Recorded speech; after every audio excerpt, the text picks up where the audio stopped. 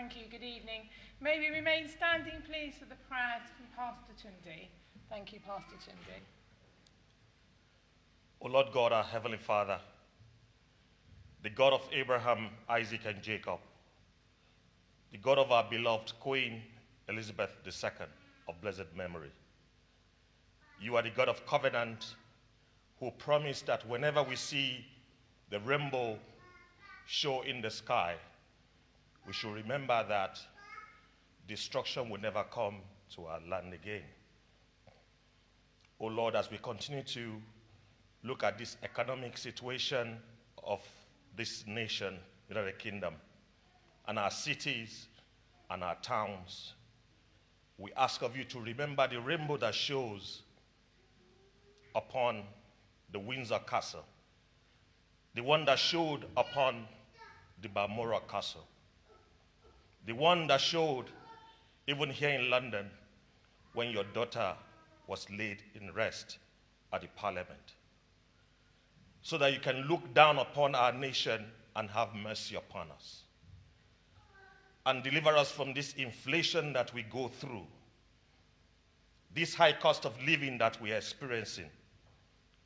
Oh Lord, grant our leaders here tonight the wisdom to make decisions. Shield us, O God, from all this turmoil in our economic situation. Grant our residents, all that works in this borough, the peace and a lasting solution. We pray unto you, O God, that you have mercy and peace upon the London Borough of Hillingdon. Thank you for the mayor. Thank you for the leader of the house, the cabinet, the opposition, and all the councillors and the staffs of this borough. Let a time of peace and prosperity come upon our land again. In Jesus' mighty name we pray. Amen. Amen. Thank you, Pastor Tunde. We'll remain standing for a minute's silence. A minute's silence for two people who have been very dear to our hearts, both who have had a massive compassion for serving. One for the Queen, the late Queen, who served our country, and one for our councillor, Stead, who served this borough. So we will have a minute's silence. Thank you.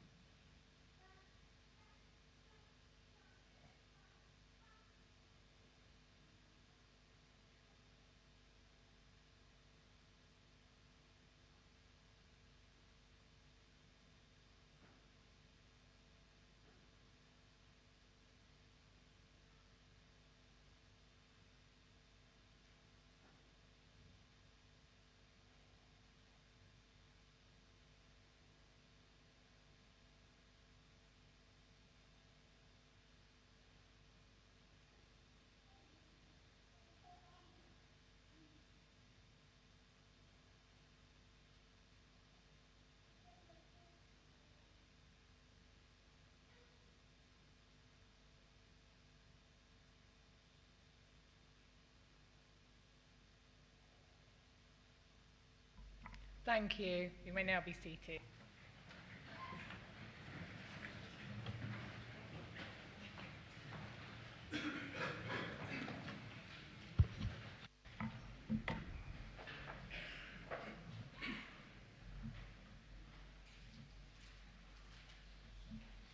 Welcome to Hillingdon Council meeting. Welcome to the members of the public that join us tonight, and the meeting of the Council of the 22nd of September 2022. We shall start the meeting with order point 1, apologies for absence.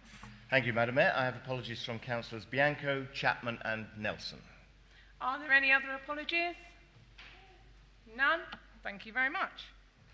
Order number 2, the minutes of the last meeting, which you have a copy in front of you. Is that agreed? Thank you. Minutes are agreed. Order item number 3, declaration of interest. Do we have any declarations of interest here tonight? No? Okay. We can swiftly move on to my announcements as Mayor. It has been a surreal past couple of weeks. The very sad death of Queen Elizabeth II has made us all reflect on the 70 years of her wondrous reign. We have all been able to express our deepest condolences to the royal family.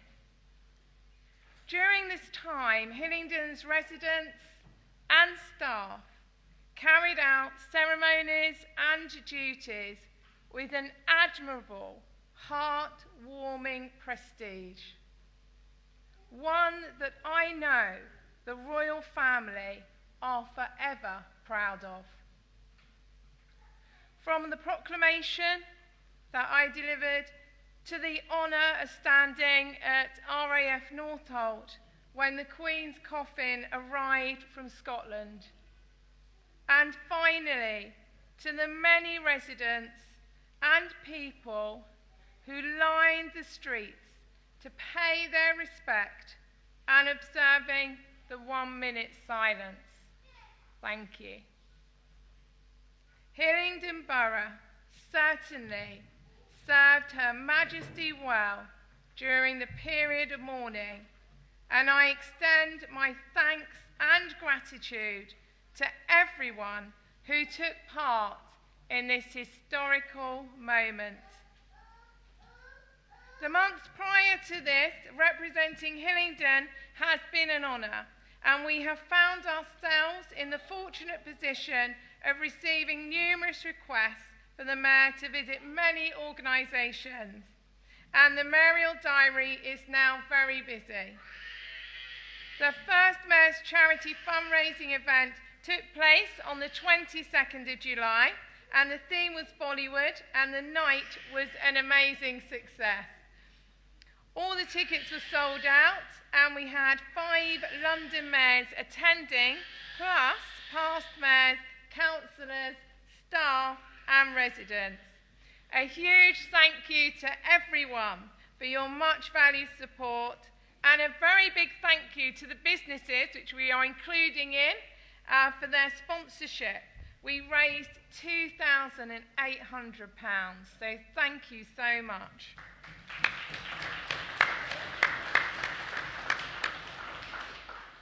Parlour visits have been very successful, and our aim has really been connecting charities and community groups, and we have received some really positive feedback, with new partnerships being created for the benefit of our Hillingdon residents. We have attended many events within the council services, all of which have been gratefully received by our residents.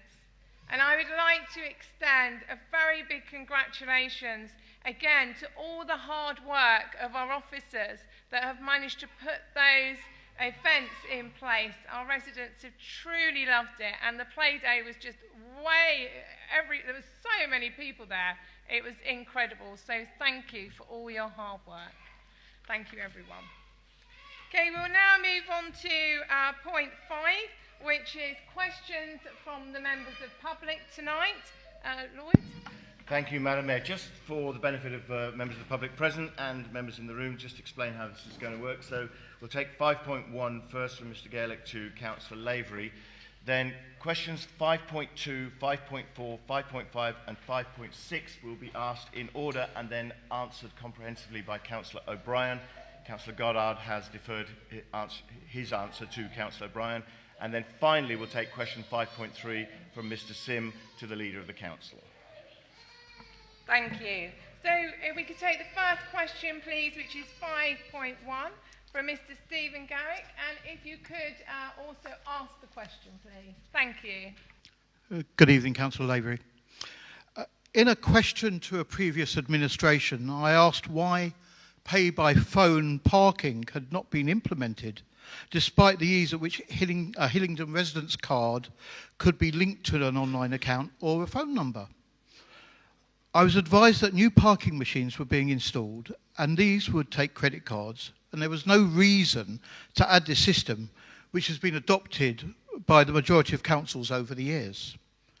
Given the fact the parking system suggested by myself in an earlier communication would have saved residents time and the palaver of trying to solicit a ticket from a machine is reason enough, I'd like to ask, why did the council not implement this years ago when the opportunity existed?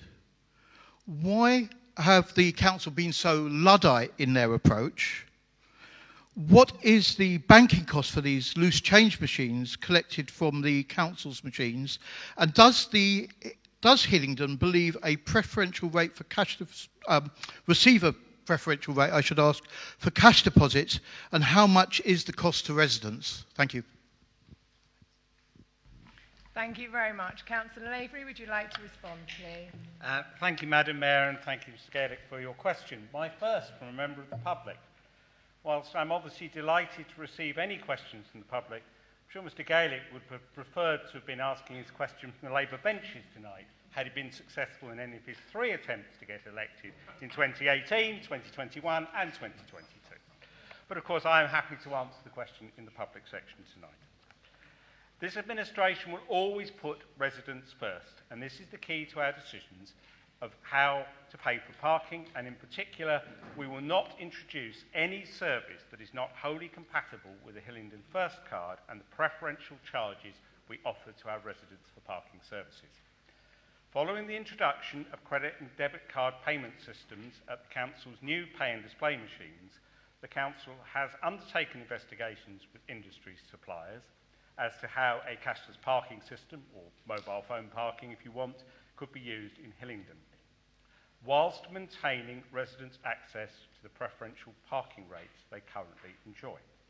Many suppliers initially pledged that this would be easy to do, but were unable to demonstrate this to our satisfaction.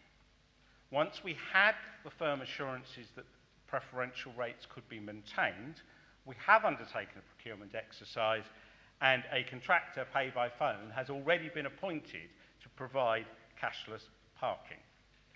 The parking team are currently testing the systems and software to ensure that when it does go live, our residents will be easily able to register and also get the preferential parking rates they currently enjoy. Motorists will have the opportunity to pay for parking either using their phone, going online, and therefore not needing to buy a ticket at the machines, but still getting their discount. Anyone who does not wish to use cashless parking can still pay with a credit or debit card machine or with coins. Hillingdon Council will always introduce technology where it benefits residents and ensures the council is more efficient and resilient. But these systems will only be implemented when it is crystal clear that they deliver a service with appropriate benefits for which Hillingdon Conservatives are trusted. We will not go down the Labour road of knee-jerk reactions that would deprive residents of these benefits. Thank you. Thank you, Councillor Avery. We shall now move on to the 4 questions together, but we'll start with question 5.2. Evening all. This is for Councillor Goddard. What options were considered in trying to reduce the deficit for the early years centres now? Specifically, this is Nestles, South Ruislip and Uxbridge. The report shared publicly is very light on this. Thank you very much. And can we follow that on with question 5.4, please? And I think this one we haven't got the lady Charlotte here, so I will. That's yourself. Yeah. So I will ask the question, and the question is: please, can you confirm what the average standard private nursery day rate is in the borough for both under 2s and over 2-year-olds? The next question is question 5.5, please. Hi, good evening. Our extensive survey of parents affected by the closures of early years nurseries shows that only 30% have been able to relocate their children to alternative means or nurseries. Can you please expand on the details of the assessment that was done that concluded that there was ample availability in neighbouring nurseries to cover the affected children? Thank you. Thank you very much. And finally, we have 5.6. Good evening.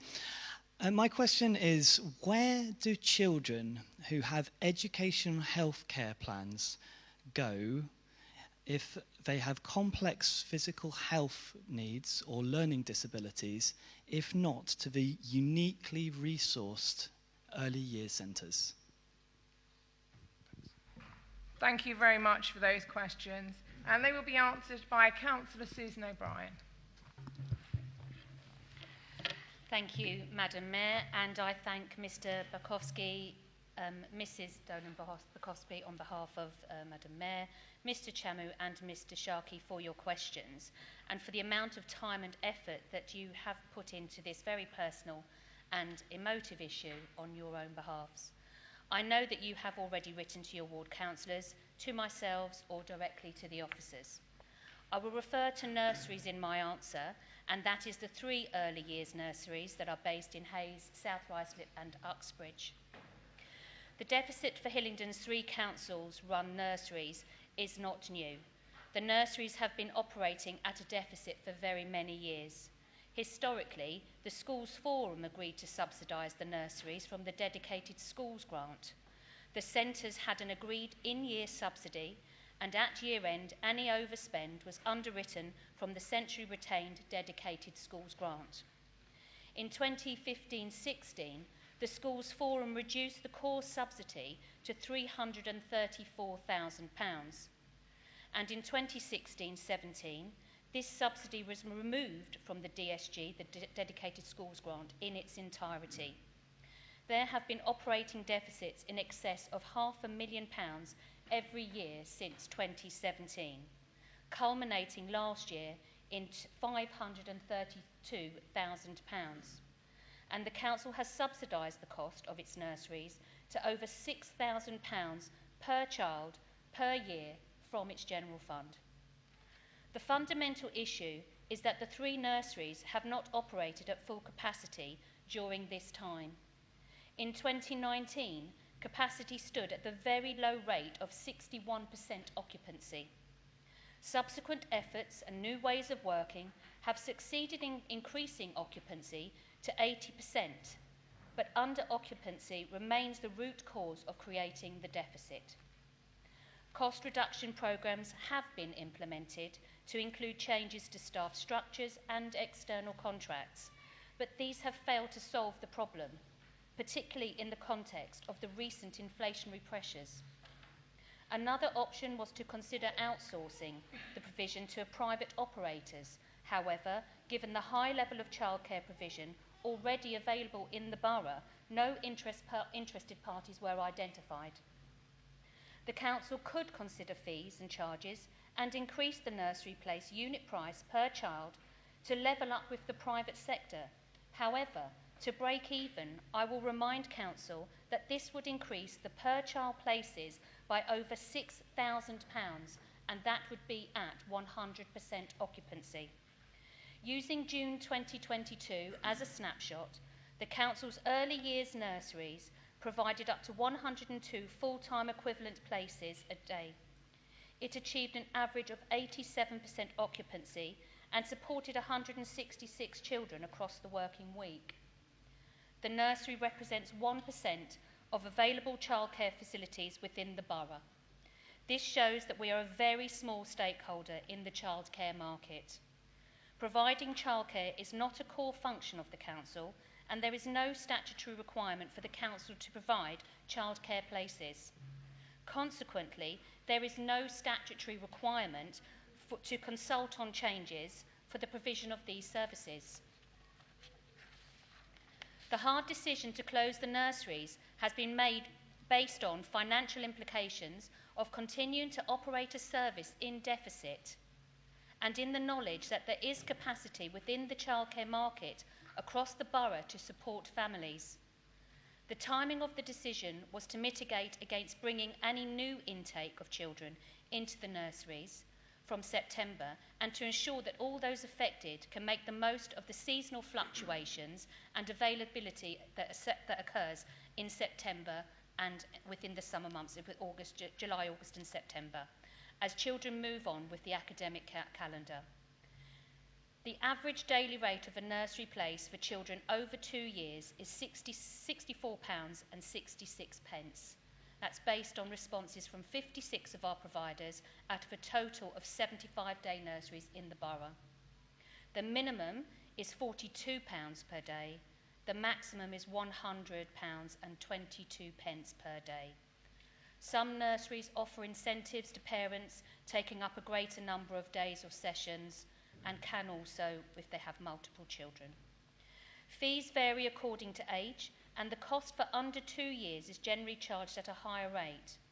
I do not have the rate for the fees for under 2s, as this information was not readily shared by providers, as they consider it to be commercially sensitive. The Childcare Act 2006 places a statutory duty on the local authority to ensure, insofar as reasonably practicable, that the provision of childcare, whether or not by them, is sufficient to meet the requirements of parents in their area who require childcare for working parents or parents studying or training for employment, or for children 0 to 14 years of age or up to 18 years of age for disabled children. Supply and demand data is compared to understand sufficiency of childcare in each age group across the borough. The Council's Families Information Service is responsible for the childcare sufficiency assessment and takes the following supply and demand factors into consideration. The supply is the number of Ofsted registered childcare places in different types of childcare settings, for example, a day nursery or a childminding service. A calculation estimates how many places each setting offers by age groups in 3 categories: under 2s, 2s and 3 to 4 year olds. The demand comes from the Greater London Authority's population data, which identifies the population of children aged under 5 and then by age group, as I've just previously stated. Comparisons are then made to the employment rate to determine approximately how many children are in working households and therefore may need childcare. In addition, parental demand for childcare is measured using the proportion of parents who wish to use childcare as identified by the National Department for Education Survey of Parents. I have not seen the questioner's stated extensive survey, therefore I cannot comment on the numbers referred to in it. However, the data that I have is that over half of the nursery users who returned in September have now notified the nurseries that they have made alternative arrangements. In September, 91 children were on roll across all 3 of the sites. 7 children have since secured alternative settings during September and have left. 41 children have secured alternative settings and will leave between October and December this year. Officers are actively working with 4 families to find suitable settings. I would emphasise again that the Family Information Service remains on hand to offer any advice to parents that require their assistance in finding a place. The Early Years Foundation Stage statutory framework requires all settings to make provision to meet the diverse needs of the children who attend their settings, including children who may have special educational needs or disabilities. All settings are required to have a special educational needs coordinator who supports staff in adapting the curriculum to meet children's individual needs, and the Council's Special Educational Needs and Disability SEND Advisory Service inclusion officers are available to provide additional advice, support and training to increase their knowledge and skills in meeting the children with additional needs. Many of the settings across the borough are well equipped to support children with a range of needs and do so very effectively. Finally, I do want to recognise our nursery staff.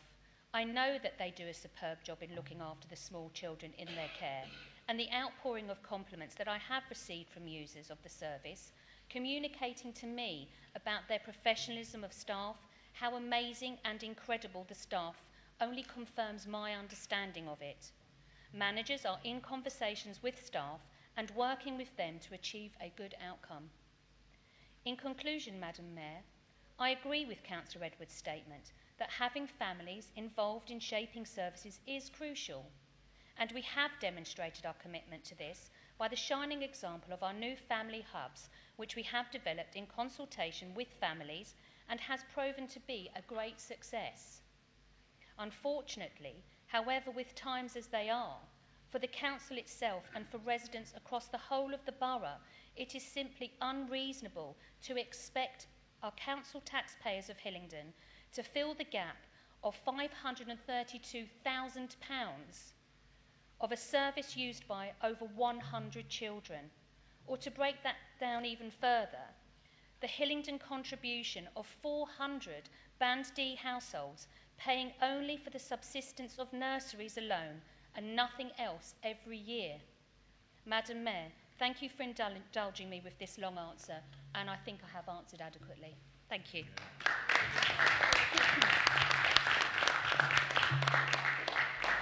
Thank you, Councillor O'Brien. We shall move on to the final question, which is question 5.3 from Mr. Alexander Sim. My question is to Ian Edwards, Leader of the Council. In July 2022, you stated in a report hosted by London councils that having families involved in shaping services to better meet their needs is crucial. How do you reconcile that statement with an autocratic announcement only a month later, on the 4th of August 2022, to close all council-run nurseries in this borough without any prior consultation period, which is best practice, with the families affected? There was ample opportunity to do so. As in your report, it states these nurseries have been under review. Well, you say it's been even longer than this, in fact, but they have been under review since autumn 2020, and consultation periods are recommended best practice by the very London Council Forum of your quote in July.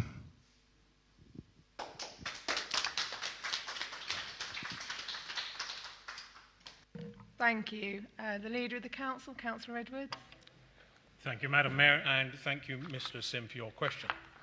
The London Council's report, to which this question refers, is titled Beyond Boundaries, and it concerns the integration of services provided to families and young children by local authorities, health, education, and the community sector. As Councillor O'Brien has informed the Council, we are ahead of this change with the opening of our family hubs, as we recognise that well-connected and integrated early years service help to ensure families access to the right support at the right time. Having families involved in shaping the support they receive from integrated service is crucial to better meet each child and family's needs, and I absolutely stand by my statement and that commitment.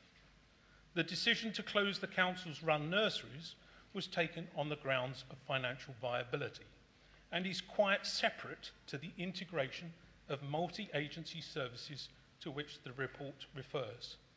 Consequently, I see no inconsistency in my forward of the report and the decision to close the 3 council-run nurseries. Thank you. Thank you very much. Thank you for the questions. And can I just remind everyone, especially members of the public, to make sure your phone is on silence, please? Thank you. We now move on to order number 6, which is just to be noted. Is that noted? Yeah. And now we move on to order number 7, which is questions from members. And our first question is 7.2 by Councillor Bennett. Thank you, Madam Mayor.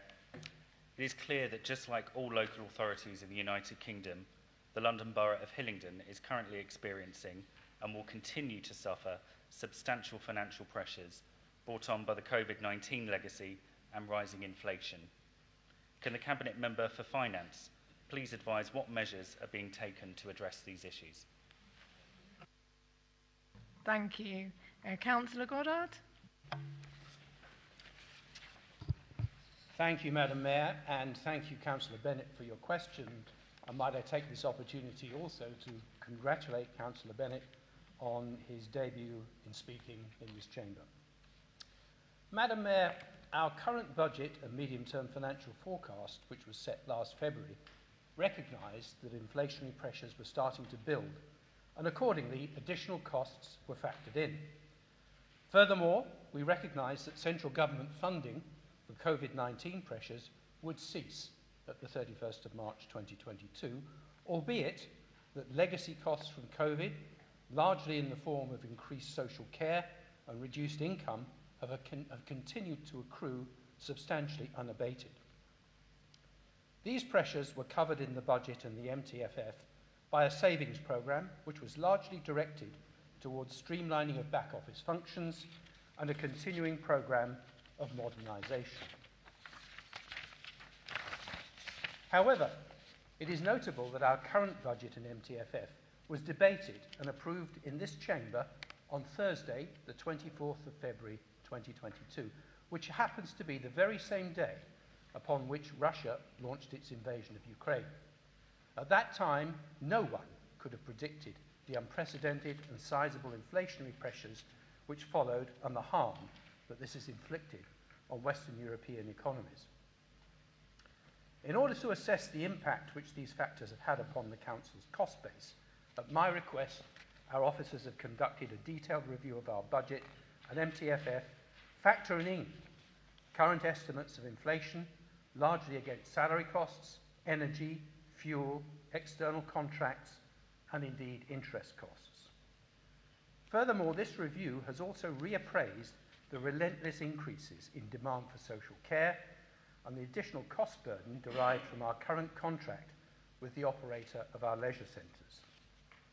This review has identified that if we did not take action, a significant budget gap would arise, and our officers have continued to monitor the size of that potential gap as various developments and factors influence it in both directions. Madam Mayor, we are dealing with a constantly moving target. In response to the results of this analysis, our officers have worked with consultants and with all Cabinet members in order to design a programme which will address the projected gap. The centrepiece of our work has been a root and branch review of our cost structures. This is focused at both back office functions, but also the way in which we deliver our frontline services. The results of this review are now giving rise to a phased implementation of measures. Limitations are being applied to staff and other costs, which are deemed to be non-critical to frontline service delivery. It is also important to recognise that a large proportion of our services represent statutory obligations to us. However, a moratorium will be imposed upon a number of items of discretionary expenditure. A review of capital expenditure budgets has been conducted, and this has resulted in the elimination or deferral of non-critical items. This will have the effect of reducing our debt and hence our borrowing costs. Very substantial elements of our existing borrowings are locked in at fixed rates of interest at advantageous rates, and so we do not expect to suffer materially from recent and projected future increases in interest rates such as we've seen today. We've already entered into a forward purchasing contract for our energy supplies, which has protected us from the very worst of energy cost inflation in the current financial year. We are currently evaluating whether or not to enter into a new contract to take effect from April 2023, bearing in mind that energy is a commodity for which prices have the potential to move down as well as up in the medium term, and that we can expect to see all current pessimism in the wholesale energy market priced in to any such contract. A large number of requests for increased costs to our outsourcing contracts have been received. We are working supportively and constructively with our contractors in order to limit cost increases to sensible and sustainable levels, whilst building in protection to ensure that such adjustments do not necessarily permanently rebase our costs. Our aim here is to obtain the best possible value for money, whilst at the same time ensuring that our contractors can survive the financial pressures which have been imposed upon them. We are renegotiating key terms with for our contract with the outsourced manager of our leisure centres. Finally, our fees and charges will be rebased to reflect the current levels of inflation. I should also mention that we are applying similar procedures where appropriate to our housing revenue account and our dedicated schools grant. Madam Mayor, our overriding objective in carrying out this very extensive programme is to minimise the adverse impact on costs for our residents who are already suffering the impact of cost of living increases on household budgets, whilst at the same time preserving frontline services, even if they are to be delivered in a somewhat more efficient and modernised manner. There is little doubt that from time to time it will be necessary for us to make tough decisions, but we will not shy away from these, and we will make them with due regard to the best interests of our widest community of residents. Madam Mayor, these challenges are not unique to the London Borough of Hillingdon.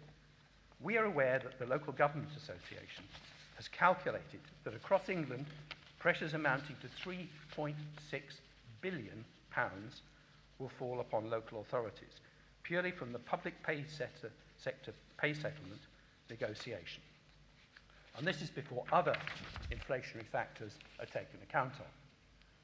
We also know that some local authorities, who were previously understood to be in a state of good financial health, have already indicated that they will struggle to deliver a balanced budget for 2023-24. By contrast, Hillingdon has recognised the challenge early and has reacted in the best possible way by formulating this programme, which allows us to view the future with certainty and confidence. Excuse me. I'm most grateful to our officer team, and in particular to Andy Evans and Gemma McNamara, for the commitment and hard work which has been expended in this endeavour so far. And of course, we will be looking to them for yet more of the same in order to deliver the changes that I have described. Thank you, Madam Mayor.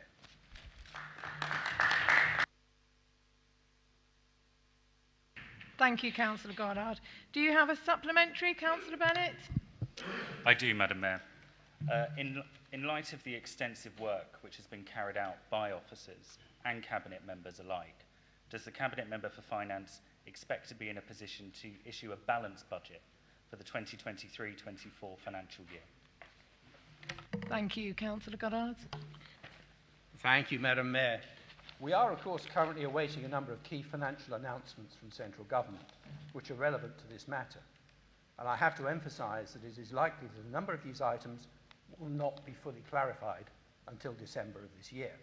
However, our calculations are robust in that they do not rely heavily upon the outcome of these announcements. It's important to understand that current year financial pressures beyond our original budget are being largely met from earmarked reserves. And the fact that this is possible is a reflection of good and prudent financial management and the soundness of this Council's financial position. Earmarked reserves are designed for this exact purpose, and therefore it is exactly right, absolutely right, that we make use of them in this particular way. I might add that if this Council had accepted the budget amendment proposed by the opposition back in February, our ability to respond in this way would have been heavily constrained. I should also emphasise that I do not expect that there will be a need to deplete our general balances. We will, of course, be providing greater detail and specific information on all of this in the consultation budget, which is due to be released this coming December. Madam Mayor, it therefore follows that not only do I expect to deliver a balanced budget for 2023-24, but that I also expect us to embark on a programme of expanding our earmarked reserves over the term of the current medium-term financial forecast in order to build further our resilience for use in future occasions. And that in this context, I expect that the programme I described in my earlier answer will extend over a number of coming years. Thank you, Madam Mayor. Thank you, Councillor Goddard. We now move on to question 7.3, submitted by Councillor Rita Shandell. Thank you, Madam Mayor. Would the Cabinet member please provide an update on the number of school places offered to primary and secondary pupils in Hillingdon for the academic year 2022 to 2023? Thank you. Councillor Susan O'Brien. Thank you, Madam Mayor, and I thank also Councillor Rita Chandel for your question, and I won't embarrass you by saying that this is also the first time that you stand up in this chamber. Thank you. So Hillingdon Council continues with its strong track record of offering school places to our resident children and young people, and this year there is no different. Education remains a priority for the Council, ensuring that our children have access to high quality educational facilities. This summer, Hillingdon successfully offered and processed, based on the position on National Offer Day, 3,603 primary reception school places. That's 61 places less than the previous year and almost 300 less than 2020-2021. This sector's applications have decreased by 1.3%, that's 1.31% across London, and Hillingdon has experienced a 1.7% decrease. The good news is that 99.5% of children were offered one of their preferred primary school places, and 94.3% of children were offered their first preference place. Thank you. Hillingdon was rated first within the London boroughs for giving parents their first preference choice, well above the average of 87.9%. The Pan-London Admissions Scheme analysis reported that Hillingdon had the 9th highest number of applications and preferences for reception places this year, compared to being the 6th highest last year. In addition, this summer, Hillingdon successfully offered and processed, based on the position at National Offer Day, 3,659 secondary transition to Year 7 school places. This is 52 more pupils than on the previous year. There's been a 0.4% increase in applications across London, and within Hillingdon experiencing a 1.4% increase. Once again, the good news is that 94% of children were offered one of their preferred secondary school places, and Hillingdon remains the top West London borough, beating the London average of 93%, and 71% of children were offered one of their first preference secondary school places. This is higher than the London average of 69.95%. Thank you.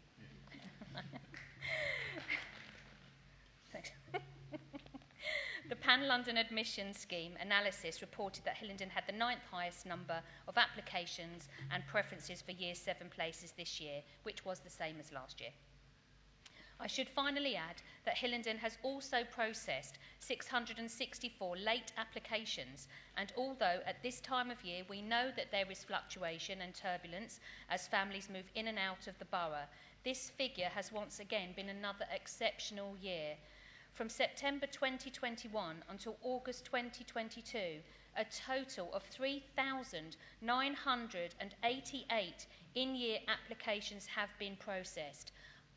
Our admissions team have absolutely been stars. Madam Mayor, I must thank the admissions team who painstakingly go through every single application, contact families, make round after round of offers to parents waiting for places. You know who you are, officers, so thank you. Madam Mayor, the need for Hillingdon to forecast well for sufficient school place planning continues to remain under scrutiny, ensuring that we are in a position to offer school places to all our resident families, as well as supporting schools in making sure their admissions numbers are working best for them. I am delighted that once again, Hillingdon Council has delivered on its commitment for a school place for every child in the borough, which is another example of our first-class strategic leadership and putting residents first, and our education team have delivered once again. Thank you.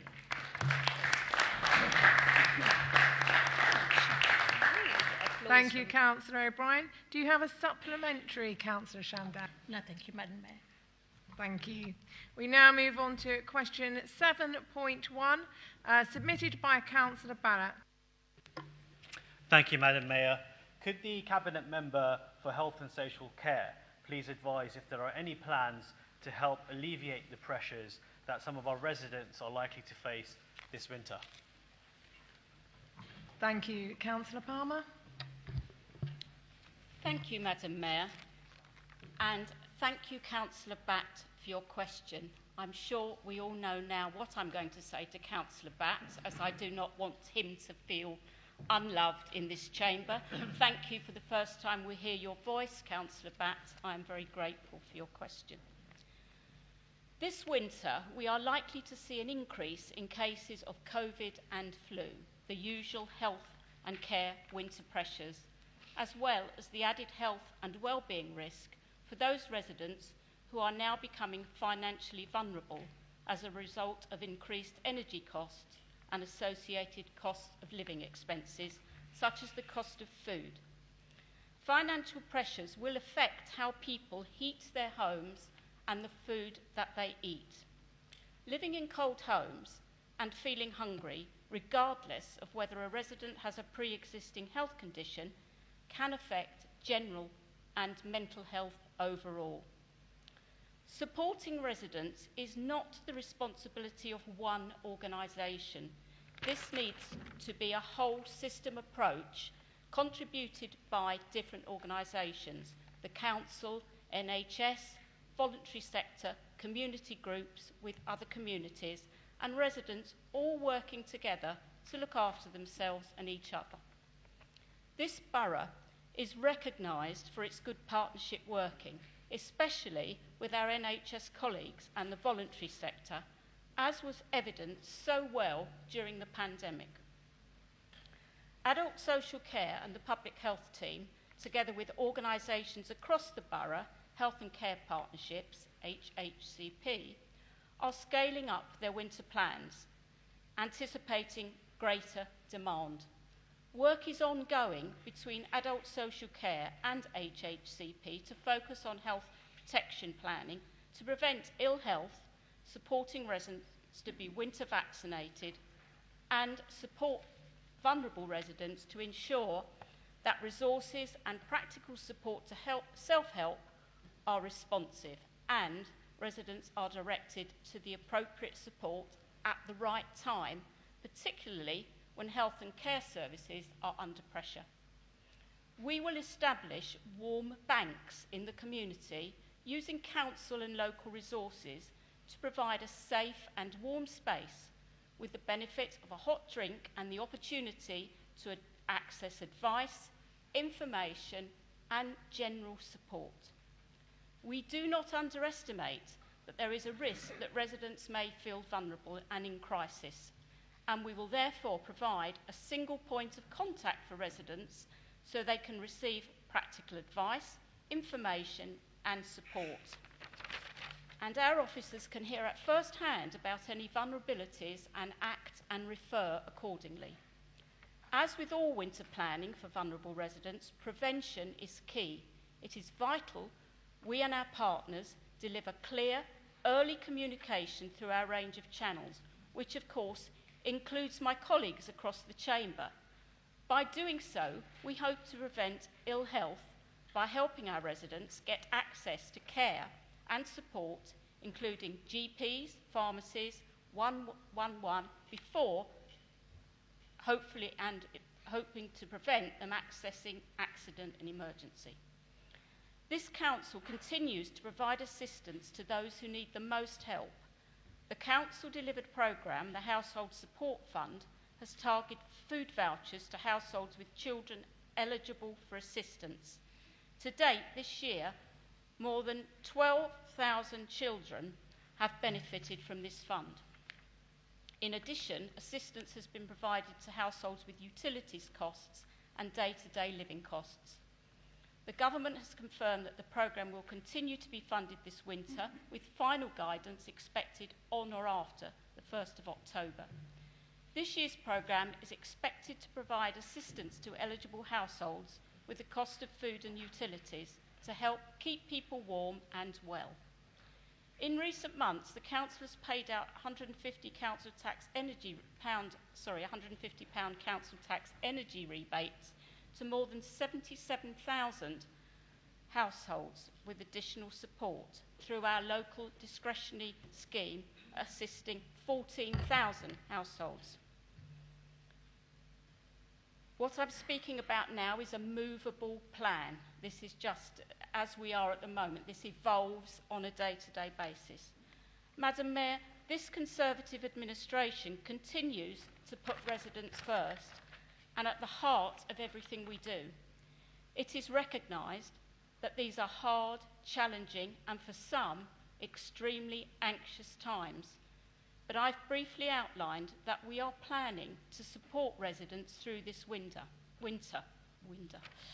Hillingdon Council, with strategic leadership, sound financial management, excellent officers, good partnership working, will step up to ensure we help our residents weather the storm. Thank you.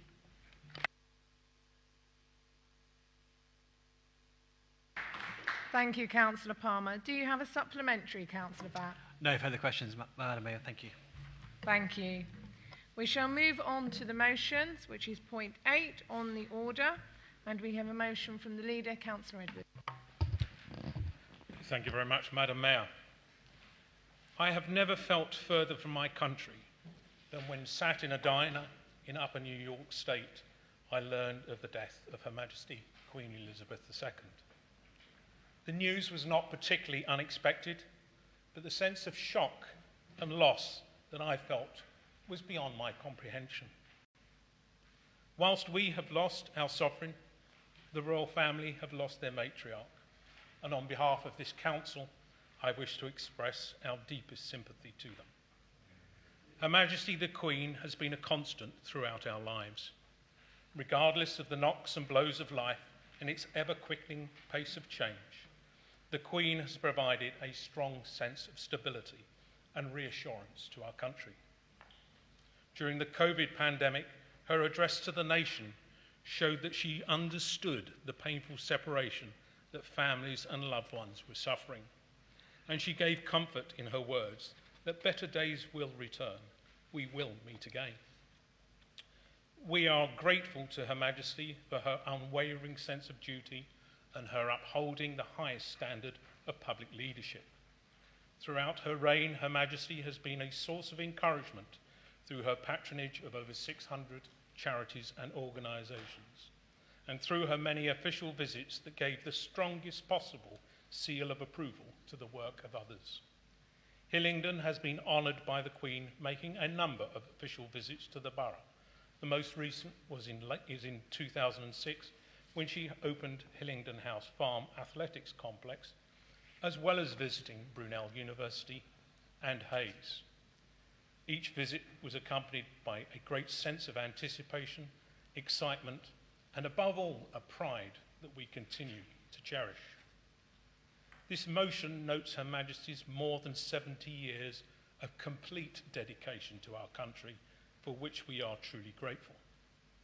I recall most clearly the River Thames Diamond Jubilee pageant on the 3rd of June 2012, a cold, blustery and rainy day when the Queen and the Duke of Edinburgh, both in their 80s, stood throughout the procession to be visible to their people.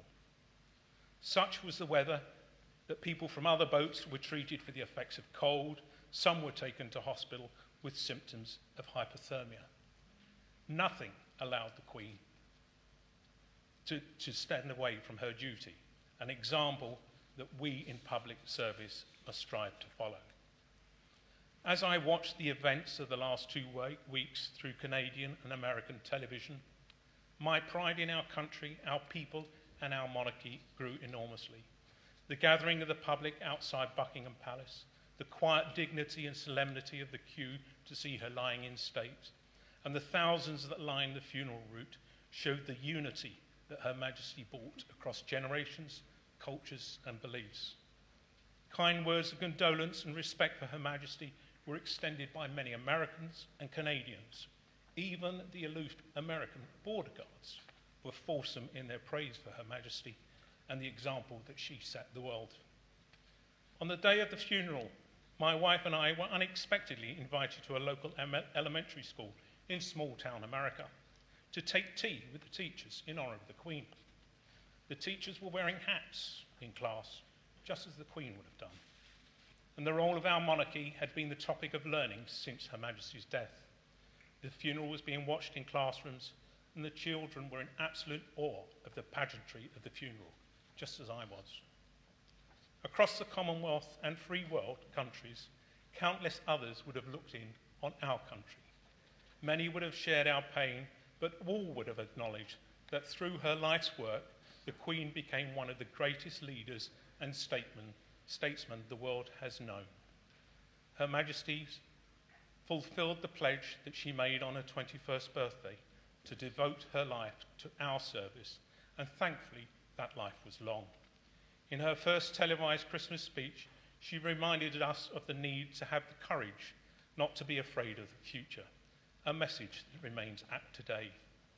The enormous responsibility of sovereign has passed to King Charles III, who will build on the remarkable legacy of his beloved mother to further shape our country over the coming years. No one could have learned from a better role model than he, and by this motion, this Council pledges its support, loyalty and allegiance to King Charles. May the Queen rest in peace.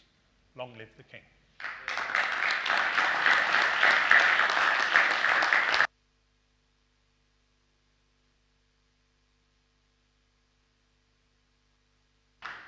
Thank you. Is that seconded, Councillor Kerr? Thank you, Madam Mayor. It's an honour and a privilege to stand here and second this motion in true cross-party unity. However, it is difficult to find the words that have not already been said. I would therefore like to read a poem that I found, which I think sums up the general feeling of the nation. The poem is called More Than a Monarch by Ali Bushnell. She was more than a monarch we lost that day. She was a mother, a granny, and a great-gran, they say. A beacon of hope, of sunshine and more. A queen of the world we'd come to adore. To see them all queue for hours on end, to pay their respects to a servant, a friend. The tears are flowing, the flowers are laid. A tribute in bears and some marmalade. Her children so stoic, they all hide their grief. She was mum, she was sovereign, their commander-in-chief. And when Monday came, we bid goodbye. It's the end of an era, we said with a sigh. 3 cheers for Elizabeth, and let the bells ring. Farewell to our Queen, and God save the King.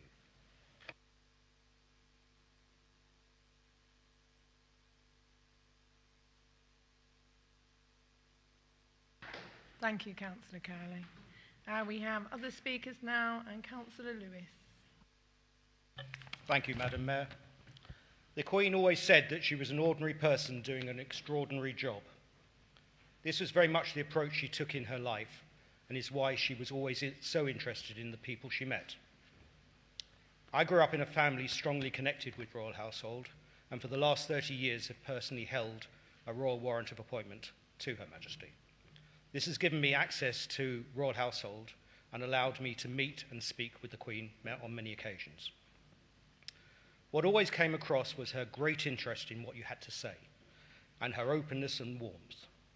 She had a great sense of humour and a ready smile. She always put you at ease, and when the conversation was over, you felt that for those few minutes that she had been really interested in your life and what you had to say. She was a devout Christian who believed in the Gospels and lived a very moral life according to those teachings, in service to the people of the United Kingdom and the Commonwealth, both as our monarch and also as defender of the faith, as head of the Church of England. To my mind, I cannot imagine living my life under press and public scrutiny with every detail of my life being reported. Quite remarkably, she never put a foot wrong. She took advice from her prime ministers, the clergy, and her own advisors, and as any great leader, seemed always to have a knack for knowing which bits of advice to take and which to reject. Statista suggested that 4.1 billion people across the globe watch the Queen's funeral on television. That's more than half the world's population. This mark of respect from people both at home and abroad is a true testament to her service, her impartiality, and her leadership. The Queen, as head of the Commonwealth of Nations, helped take Britain from being a colonial power to a country that works on an equal basis within the organisation to help promote and improve the lives of 2.6 billion people in 56 nations around the world. So whilst we are very sadly at the end of one era, it's the start of a new one.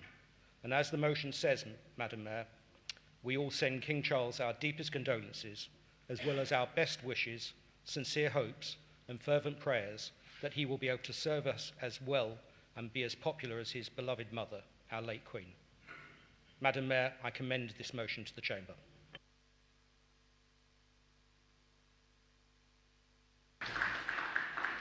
Thank you. Councillor Higgins.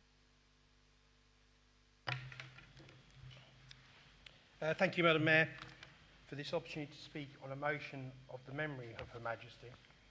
In 2006, a few days after the local election, I received a phone call from the leader, Sir Ray at the time, asking me if I'd like to join the Cabinet as a portfolio holder for culture, sport and leisure.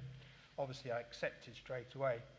He then informed me that my first public role would be in attendance of opening of a running track at Hillingdon House Farm, and I'd meet Her Majesty and the Duke of Edinburgh. I said, thank you, what a great honour. There's more, he said. You will also have to introduce Your Majesty to various users and sports representatives in the borough. He heard me sigh. He said, don't worry, the worst that could happen is you'd be sent to the Tower. The day before the event, we met Wing Commander Partridge, Deputy Lieutenants of the Greater London, and on the do's and don'ts, and there was a lot of don'ts. You address Your Majesty as Ma'am, pronounced short, A as in jam. Introduce yourself, and then proceed down the line. Your Majesty, this is, and so on. If we're running ahead of time, after you introduce yourself, I might discreetly wave to you to engage in a conversation with Her Majesty. But don't engage with the conversation with Her Majesty if she doesn't want to. But don't worry, this never happened. I arrived the next day very, very nervous, and all I could think about was don't get jam and man mixed up. Before I knew it, Her Majesty had entered the room and was introduced to other members of the Cabinet, followed by the officers. Then Her Majesty was standing before me. The Mayor at the time, Councillor Routledge, introduced me to the Queen. A slightly stretched hand came out, glove, and I shook it and introduced myself, speaking so fast that I was surprised anybody could understand me. I looked up and she said hello, and suddenly I felt calm and at ease. I cannot explain why.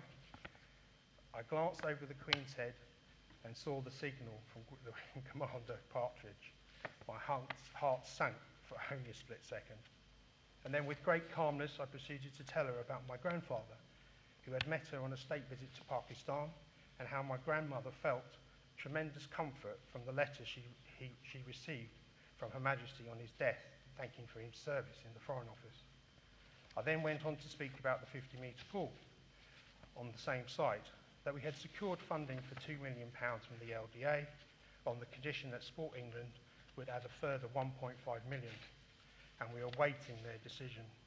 And in a flash, she said to me, that Coe chap's the person you should speak to. She was referring to Sebastian Coe, the chairman of the British Olympic Association. I then introduced the various local dignitaries, remembering all their names and titles, and before I knew it, that special moment was over as she continued on to the next part of her visit. One of my greatest finish, please. Sorry, just quickly. Yeah, one of my greatest possessions is a photo taken by Mark Braddock, which is us with me smiling and her smiling. Her ability to make people feel at ease and presence was remarkable, and the sense of humour and wit will be sadly missed. May she rest in peace, Mark.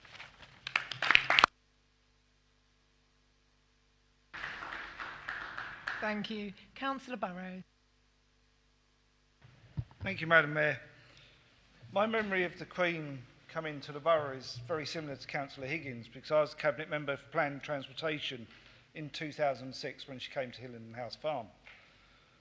On the Thursday before her visit, we'd just elected Councillor Routledge as our new mayor, and he got told your first official duty was to welcome the Queen to the borough. Anyway, we were all standing in the reception room waiting for the Queen to turn up, and we were all told the do's and don'ts. Don't speak to the Queen unless you're spoken to first. Do not put your hand out, shake her hand, she will shake your hand first. If you shake her hand for too long, she will put it back by your side, you don't want that happening. And how to address her, as Councillor Higgins has already alluded to. But she had a great sense of humour, and I was part of that humour, because when she was introduced to me and she realised I was responsible for planning, a great smile came across her face, and she looked at me and said, "So it's your fault we're all here today, because your planning department agreed to plans and you ensured that this was built." And she just smiled, and that smile just lit up the room. She was a person that put you at ease. She was the person in that room that was the most important person, but she made you feel important. She was a great monarch for this country and our one constant, which we have now lost.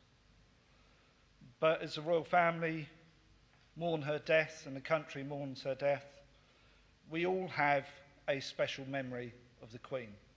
And I also, like Councillor Higgins, have a photo of that moment of meeting the Queen. I will always remember and cherish that day for as long as I live. And may I say, Your Majesty, rest in peace, and I will finish by saying, God save the King. Thank you.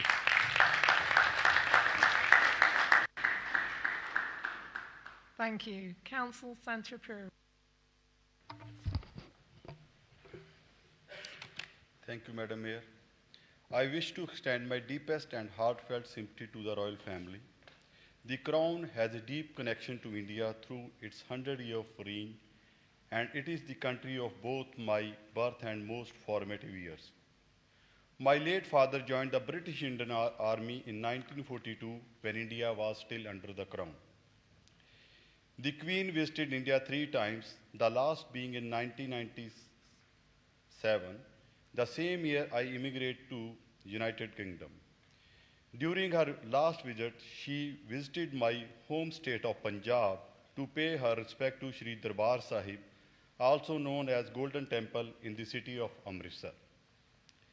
The people of this holy town hold great admiration for the respect the Queen showed for religious customs, and perhaps more for the wreath she placed by her own hand at Jallianwala Bagh. Everywhere she went, she was greeted with traditional welcome of pressing both hands together. Madam Mayor, furthermore, I had a golden and rare opportunity to see her when she visited Haystown on 19th May 2006, just 2 weeks after I was elected as a councillor for the very first time. She will be remembered for her dedicated service to the Commonwealth. I feel honoured and privileged to support this motion. Thank you, Madam Mayor.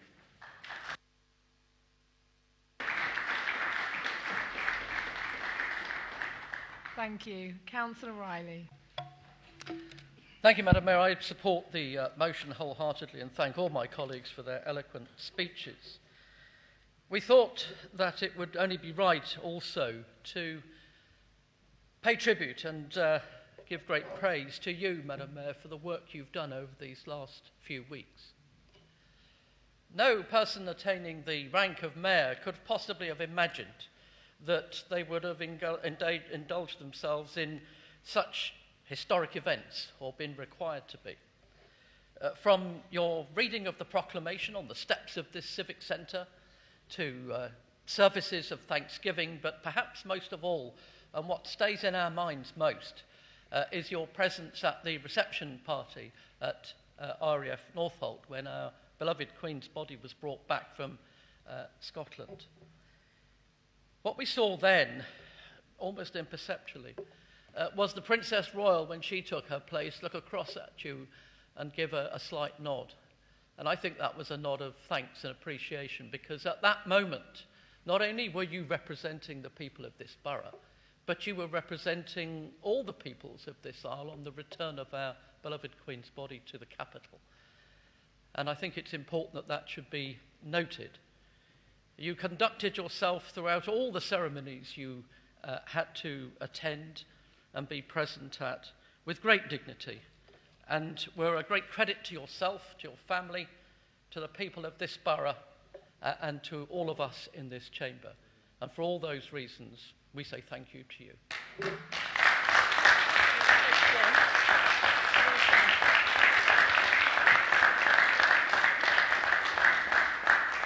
Thank you. And Councillor Leader of the Council, Ian Edwards.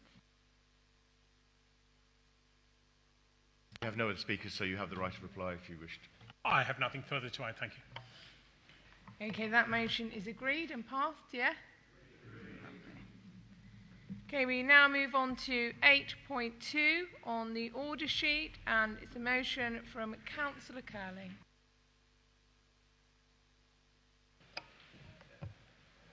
Thank you, Madam Mayor.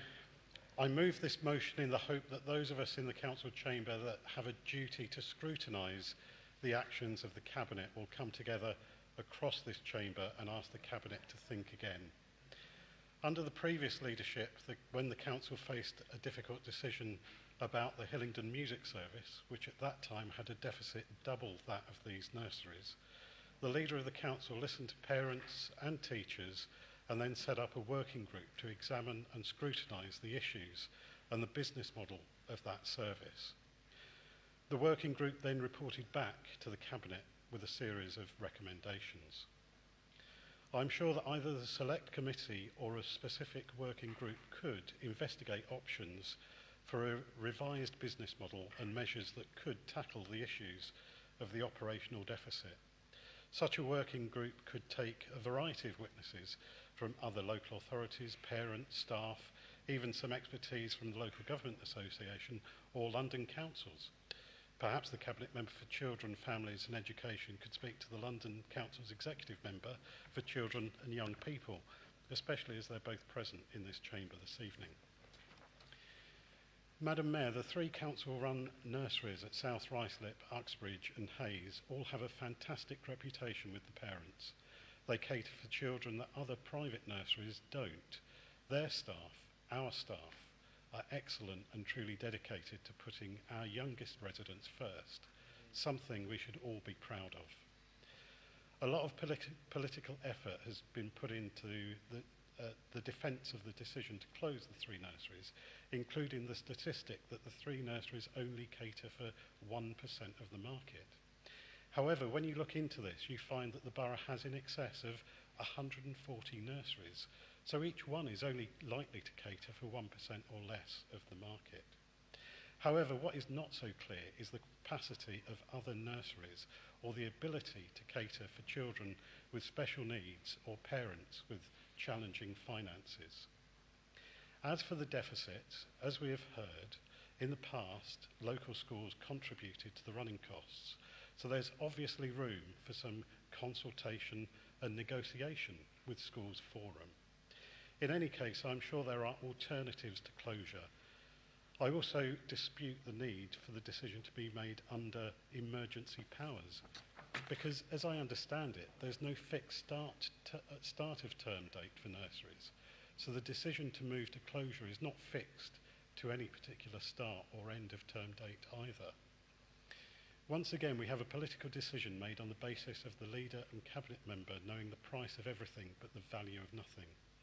I truly believe that if there was a political will for these nurseries to remain open, then a solution could and would be found, and they would be saved from closure. Madam Mayor, the structure of the leader and cabinet system of local government gives executive power to a small group of 7 councillors. The other 46 councillors hold the checks and balances as cross-party scrutineers. It is an outrage that the chair of Children, Families and Education Select Committee single-handedly waived the rights for this decision to be called in for further examination and scrutiny. But we now have an opportunity to rectify that.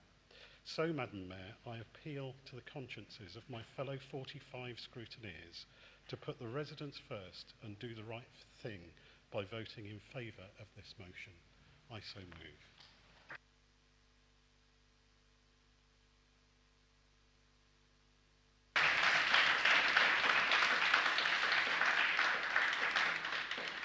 Thank you, Councillor Curling. Is that seconded? Madam Mayor, I am grateful that Councillor Curling has tabled this motion and offered some valid suggestions, and I am really proud to second it as I'm an early years teacher. I truly believe that every child matters. England's childcare system is nightmare.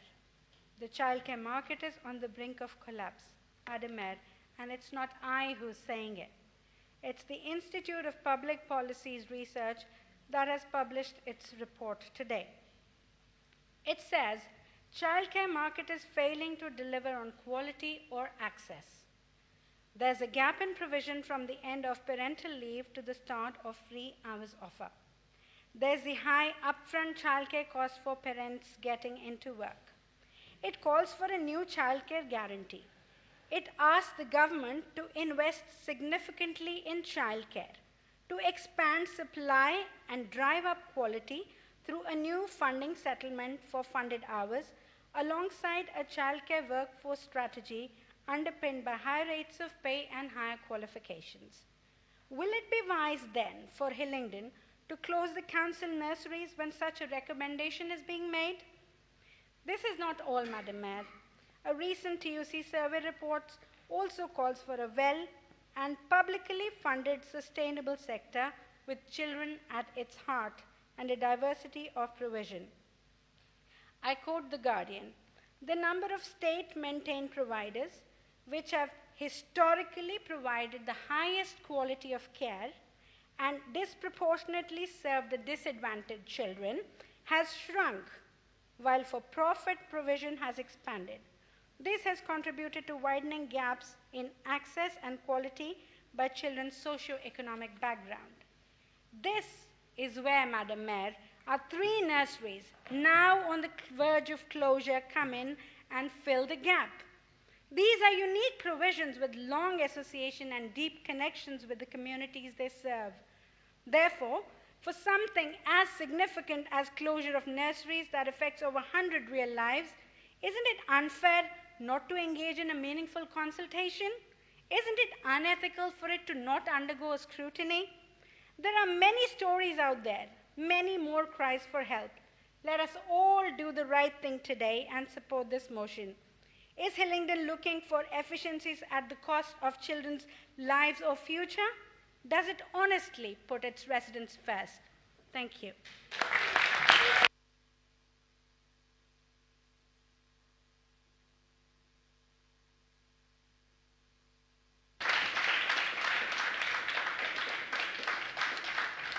Thank you, Councillor Kaur. Moving on to any other speakers, we have first of all Councillor Bassett, please.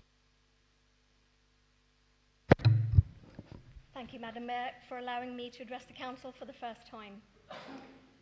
Councillor Curling and some parents have come up with innovative ideas to keep our public nurseries open. But sadly, when assessing these nurseries, the Council didn't seek a second opinion to find the best business solution.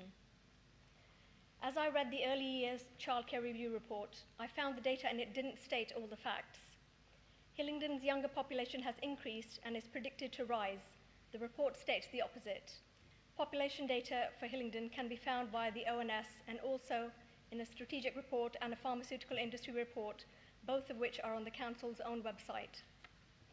It's worth noting that the Nestles Nursery was set up as a Sure Start Centre to reduce inequalities, and if families experienced issues like alcohol abuse or domestic violence, the experienced staff could support them. The added value that these centres provide to our communities has not been factored into the report. The basis and urgency for this decision cannot easily be explained. Why are we pushing residents towards private nurseries in a cost of living crisis? And why don't we want to operate any public nurseries when others like Wandsworth Council operate all of theirs in the same economic climate? Parents affected by closures have asked us to confirm that our public services paid for by our taxes won't be sold for the private sector's benefit. Parents tell us of their distress as they can't find another nursery. A parent has told us what the council has done, how it's handled the situation, is absolutely appalling. They demonstrated complete lack of understanding of the value of these nurseries within their communities and of the impact on families. I contacted my 3 councillors and only had a response from Councillor Tony Burles. Another parent said, our MP Mr Johnson cancelled a meeting. The councillors have told me it's a done deal. I want to say to them, where are the actions needed to ensure our nurseries don't close? Madam Mayor, these residents' needs should be front and centre in our priorities, in our report and in our policies. I'm a single parent whose child had a fantastic uninterrupted nursery education, and this allowed me to have a career. I'm a councillor because I want all these same opportunities for my residents in Hillingdon. We know the recent COVID pandemic has impacted the development of our 0 to 4-year-olds. Research from the Sutton Trust and also from Bristol University states that early years should be prioritised in strategies for recovering from the pandemic. Why is such key research on the pandemic and early years missing from our reporting and decision making? There are many compelling reasons for councillors to support this motion to rethink nursery closures. We must allow our youngest and most vulnerable residents abundant life chances, not fewer chances than their parents had. Thank you, Madam Mayor.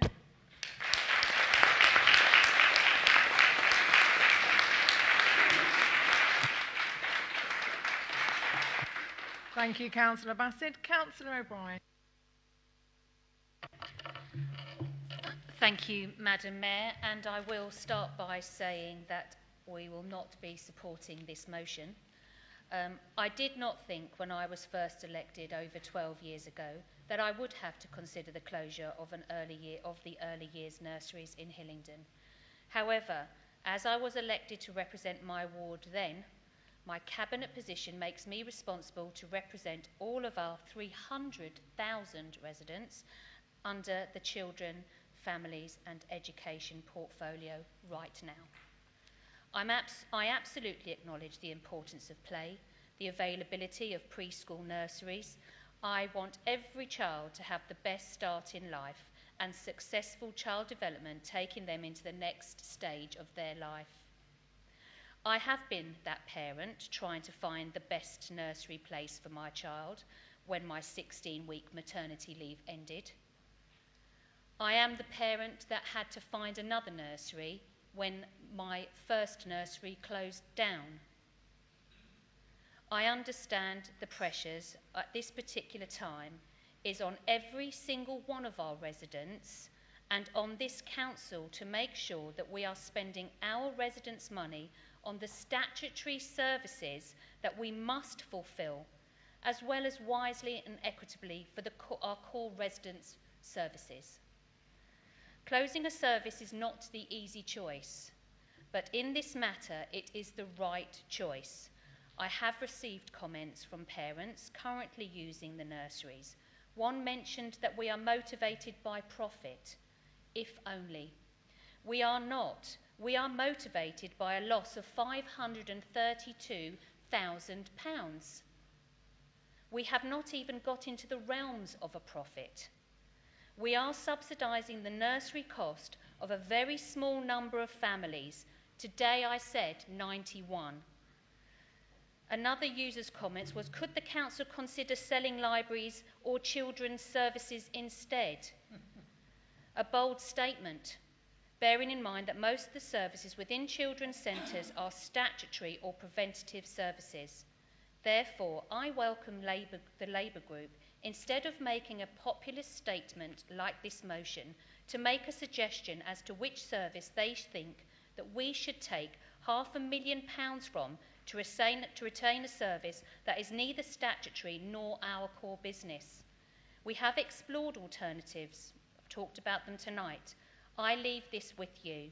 Is it reasonable to expect our residents who pay their council tax contributions to fill a £500,000 gap, paying for nursery places for approximately under 100 children? I cannot support this motion.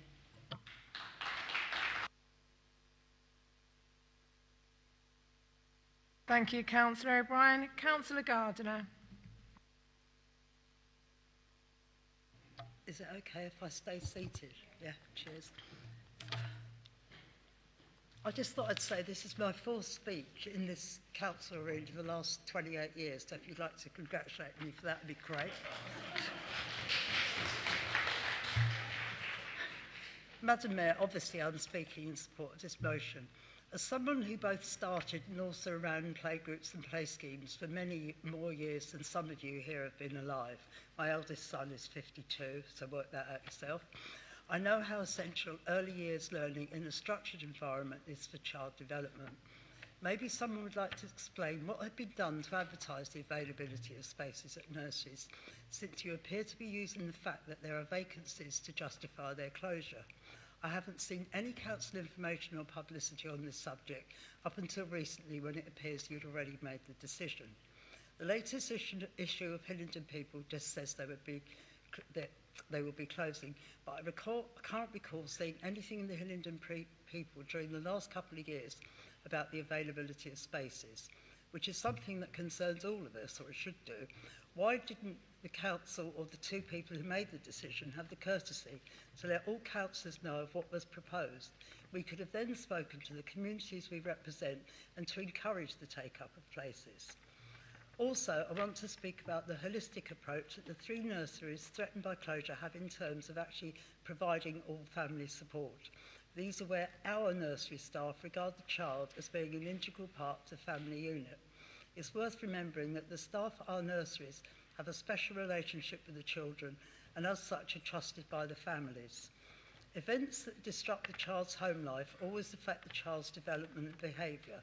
This can manifest itself in a variety of ways, by disruption, withdrawal and confusion by the child.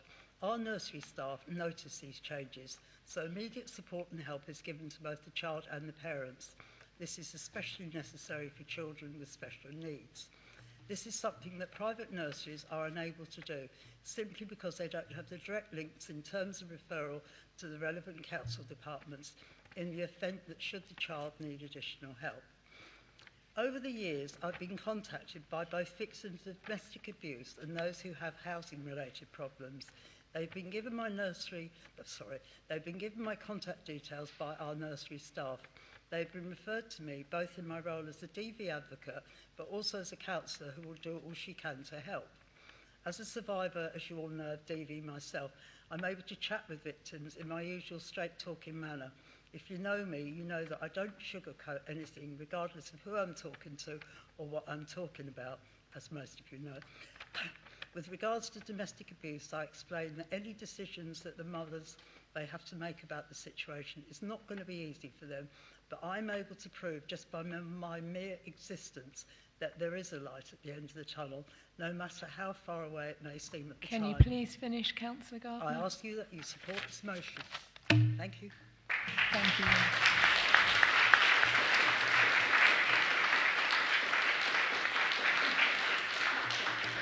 Councillor Sweeting. Madam Mayor, I thoroughly and wholeheartedly support the motion.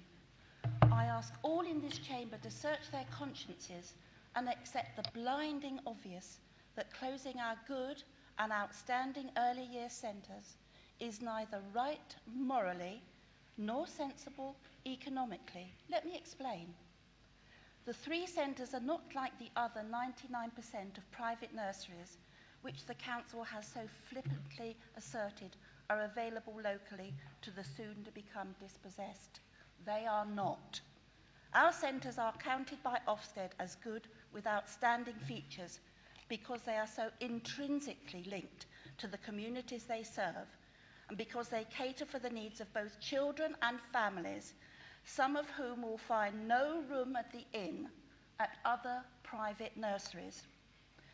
They are there for some of our most vulnerable Hillingdon children, our children, some with extensive physical and emotional needs who would be unlikely to be accepted by other private nurseries. They are Hillingdon's own and will continue to be Hillingdon's responsibility when they reach statutory school age. Early intervention is the key. Our early year centres have the professional expertise to do just that. This means that the service they provide is not only of great social benefit, but reaps an economic benefit for the council as well, in the long term. Without the 3 early year centres, Hillingdon will be slamming the door, not only in the faces of 100+ children, but also our families, many of whom will not be able to find an early years placement equal to what Hillingdon has been so quick to discard. I surely don't need to emphasise the increased cost of going private to hard-stretched families. Hillingdon, you could not have chosen a worse time for pulling this dead rabbit out of the hat with no warning and no consultation. Think again, Hillingdon, for these closures will not only have far-reaching consequences for families, but also for Hillingdon finances in the longer term. Our early years centres are the jewels in our crown and deserve our praise and protection, not closure. I beg all members to support this motion as it is the moral right thing to do. Thank you, Madam Mayor.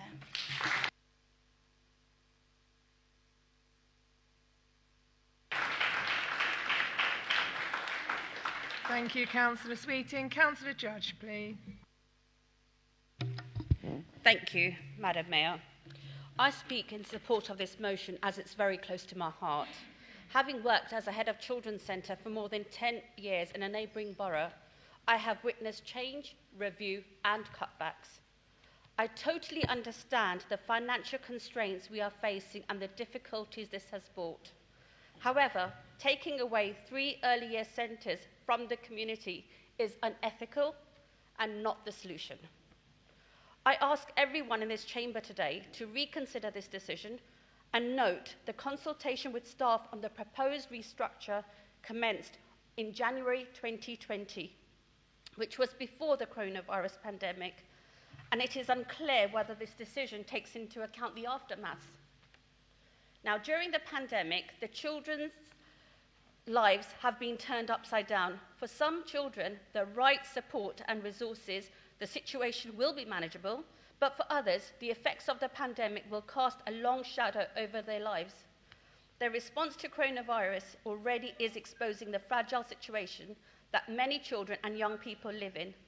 Hundreds of thousands of children who rely on schools, health, social systems, and the support of the voluntary sector are being left unprotected.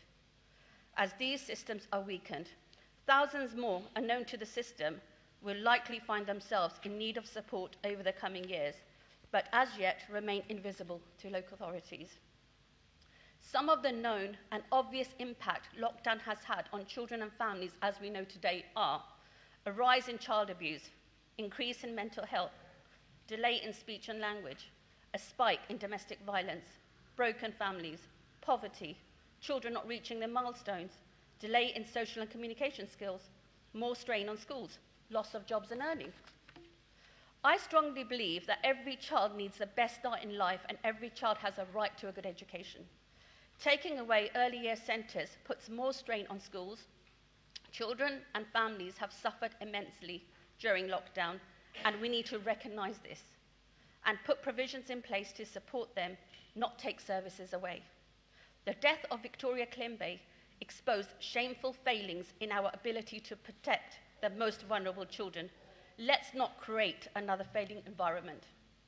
A child needs to be healthy, safe, enjoy and achieve, make a positive contribution and achieve economical well-being, and early year centres do just that. Before a decision is made final today, I ask we look at the models used by the neighbouring authorities. We need to give ourselves time to fully understand the impact lockdown has had on children before any hasty decisions are made. And I ask that we do this despite our political differences. Thank you, Madam Mayor.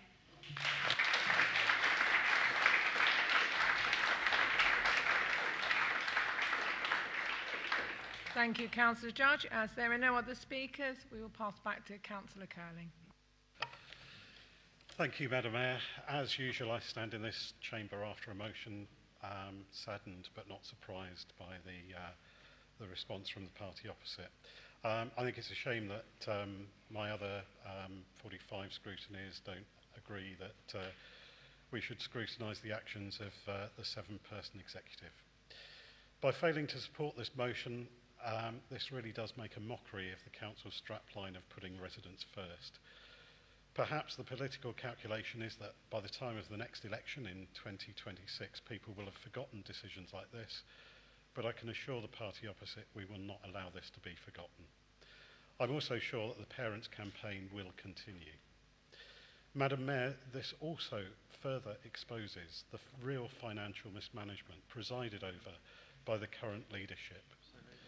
The £500,000 deficit in the running costs of the 3 nurseries, the £38 million deficit in the SEND budget, plus lots of excessive borrowing, including £85 million on loan from other local authorities. All of this hardly inspires confidence in the current administration having a grip on the borough's finances. Madam Mayor, there is still chance for members to do the right thing, and I would urge all members to vote in favour of this motion. Thank you, Madam Mayor.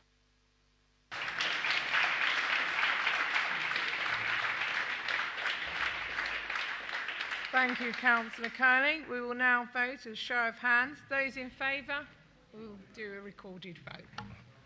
Thank you, Madam Mayor. For the benefit of members of the public present, the Labour side has requested a recorded vote, which means I ask each member of the council in alphabetical order in turn whether they are voting in favour of motion 8.2 by Councillor Curling, against or abstaining. Councillor Abbey.